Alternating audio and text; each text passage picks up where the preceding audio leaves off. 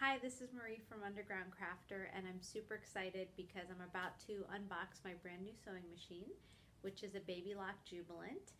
It's my first time using it, and I'm pretty excited because I've recently joined with Baby Lock to be one of their Sew-lebrity influencers, and that's S-E-W-lebrity. I always wanted to be a celebrity, so I guess Sew-lebrity is the next best thing. And I've been a Baby Lock user since 2005, but I reached out to them about getting a lighter, smaller machine that was more portable. So I'm going to be sharing that with you today as I unbox it. I hope you have as much fun as I will. Okay, I'm ready. Here's the box, and I am opening it up now.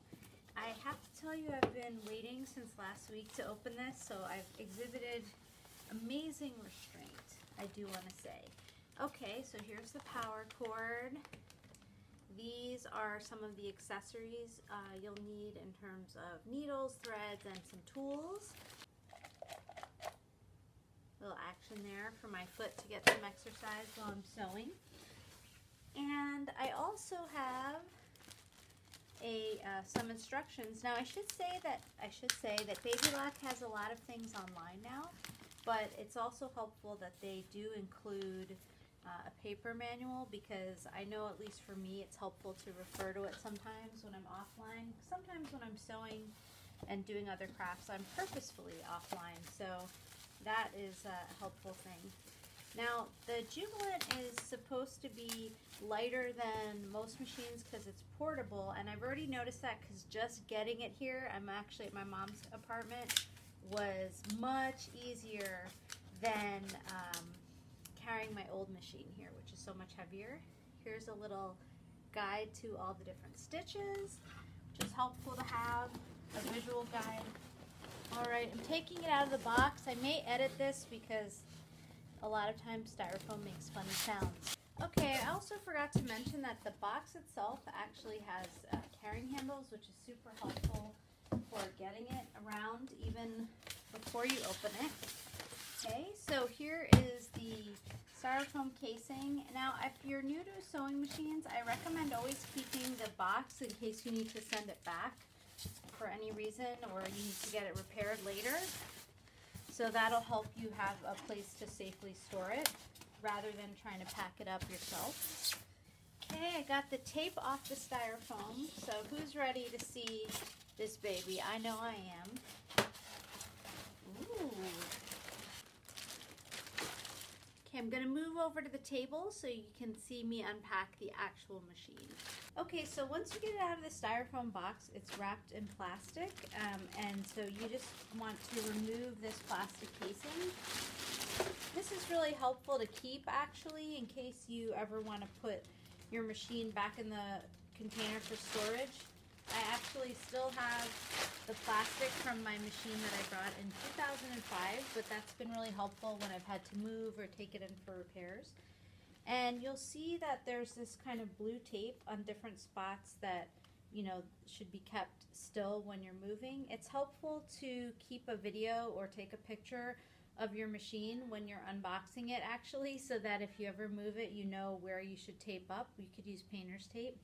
It also has this styrofoam piece that's protecting the needle and everything over there from moving. Okay, so I'm going to pull off all the tape pieces, and then I will show you the next steps. Actually, before I do that, let me just show you that there's also some tape on the back that you should be aware of. So as I'm taking off the tape, I noticed that it's a little bit hard to remove this piece of styrofoam. So I wanted to let you know you should use this pedal here to lift up the walking foot, and then it comes right out, so that way you don't damage anything. Okay, and finally, for your last pieces of tape, when you take them off, you're probably also going to want to move this out. That is because the tape is actually coming underneath here. So when you go like this, you have a little, just like kind of a drawer with supplies. This is where more of your presser feet are located, so there's a lot of different feet that come with this machine. And then you can also take this off so you can have your free arm to sew with. So basically underneath here there is a little, like, you can sort of feel there's a place for your fingers, and when you pull it out, this is your free arm for sewing sleeves and things like that. and then you want to pull the tape off from this side so it doesn't get stuck down there. Before I get too far along, I did want to mention the different feet that are included. So there is a zigzag foot that's already installed on the machine. There's also a buttonhole foot, a button fitting foot, a monogramming foot, an overcasting foot, a blind stitch foot, and a zipper foot. And they also include 3 bobbins. These are 11.5 millimeter bobbins, so if you didn't already have that size, you have at least 3 to get started. Now, I really enjoy doing patchwork and quilting, so I actually asked them to send me some of the optional feet that you can add. So I want to show you those too, because of course those are pretty cool. And there's actually more optional feet than this. So I got the quilting kit. It has 6 different feet in it. Inside of here you have 6 different quilting feet, and they're all explained if you haven't used them before, but this is a free motion foot. You also have a straight stitch foot. You have a foot with a stitch guide, so if you need a little more guidance in terms of making things super accurate, like if there's squares you need to line up, you can have this foot that also includes the guide. This one is an adjustable bias binder, and the open toe foot, which is great if you need to see more about what you're doing. And then for those of you that quilt regularly, you probably are used to the 1/4 inch foot, and so that's also included in here right there as well. So you have these 6 extra feet, and I also actually asked for a walking foot as well. If you actually are going to machine quilt and you want to do straight lines, the walking foot is really helpful for doing that. So speaking of quilting, I did ask Baby Lock to also send me an extension table. I mostly sew on the go. I don't use a sewing table, and so this extension table allows you to create this bigger sewing surface. So I'm going to show you how to use it. Okay, so basically once you remove it from the box, you'll see that you have this larger surface, and it's pretty light. You could actually carry it with you in a separate bag. So basically you see there's this cutout, and what you do is, remember this drawer we talked about earlier? You pull out that drawer, and instead of using the free arm, you actually put this extension table there. It comes with these little feet legs. You want to pull them out, because what you're trying to do is create a height that's actually even to your sewing machine. And then what you're going to do is you're going to slide this in the same space that that drawer was located. And as you can see, it extends your table quite a bit. The actual measurements are 17 1/4 by 10 7/8 inches in width. And it also has this great ruler, so that's helpful when you're working on projects. And the ruler is in inches and centimeters. What I'm going to do now, I'm actually going to plug it in and get it started. So the first thing you want to do is to attach your petal. And I like that the petal on this is actually kind of an off-white color instead of black, because petals are usually always black no matter what the machine. I kind of like that. So you have this plug on the end of your petal. You have this little hole here, you're going to plug it there. And then at the end of your power cord, you have this plug, and you're going to plug it here. Make sure you have it aligned correctly. And then once it's safely in, you're going to turn on the machine. But actually, before we turn on the machine, I want to change the presser foot. I like to use the quilting foot pretty much no matter what, because I like having those 1/4 inch seams. So what I'm going to do is I'm going to change this foot out. So you're going to use the same lever you used to get rid of the styrofoam. Right behind the foot, there's a little button. You're going to press it. This foot that came with it is going to pop right off. You're going to take your 1/4 inch foot. By the way, you don't have to change your foot, but also this is helpful to know. And you're going to basically repeat that process in reverse. So behind the foot, you're going to press that little button. It's going to hold the foot in place, and then we're going to put it back down. Now we're ready to turn on our machine. I love the light on the machine. It's super helpful. And I have this stitch guide, and you'll notice the same stitch guide is here, but this is larger and it's more kind of in your view. So right on the handle, because again, this is a portable machine meant to be lifted and carried and taken everywhere.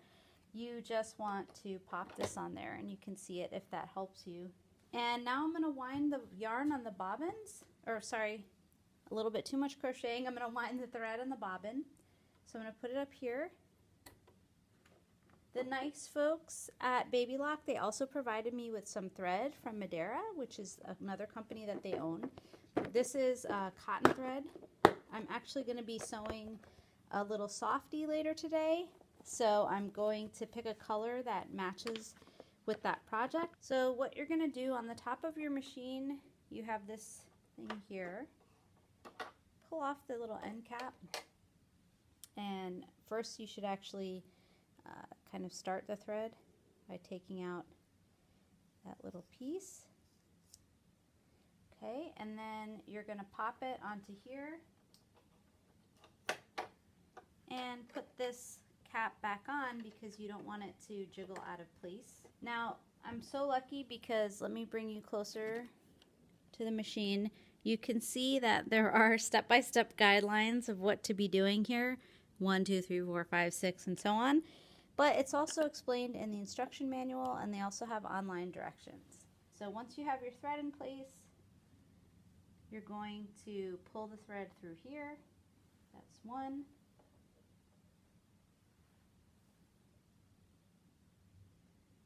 Then under here, that's two. Then through this little, oops, sorry, can't see there. Bring you a little bit closer. I'm going to bring it through here. Okay, that's 3. And then 4 is to put it around, a little bit around the bobbin here. And then push that into place against this. Then you're just going to hit your petal.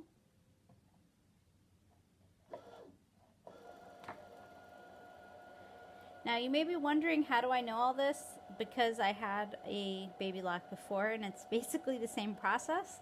So that's something that I really like. It's pretty easy and straightforward to use if you've used another Baby Lock.